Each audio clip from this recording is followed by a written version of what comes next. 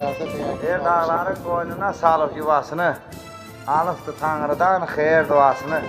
Halal nemətinlə dolan butasını, çörəyini yediyim borçaldanam. Ay maşallah. Ayağı kasbidir, qalx etdi başı. Gör necə bərkiyib bir-birinə daşı. Axanda sevinçdən gözümün yaşı. Torpağına qarışan borçaldanam. Açmayıb düşmana dərdini sirni. Sınağa çəkmişəm hər dənə birini. Yığaram başıma qurdunu şirini. Görərsən hünərimi borçaldanam. Zəhməti itmədi qüdrətli xanam. Aldıq qisasını tökülən qanın. Dərdinə şərikdir Azərbaycanın. Evladı sayılan borçaldanam. Aşıqlar tökübdü dastana himi. Örgədib şərhinə vurduğu simi. Xalqının şairi Zəlimxan kimi. Sinəsi ilhamlı borçaldanam. Sürüsü köç gedir arandan dağa. Bülbülü daşınır çəməndən bağa. Qanımız qaynayan üstü ocağa. Gözündən pay verən borçaldanam.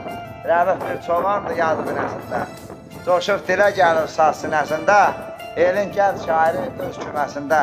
Yazıbdı kitabına borçaldanam. Eşq olsun borçaldanam.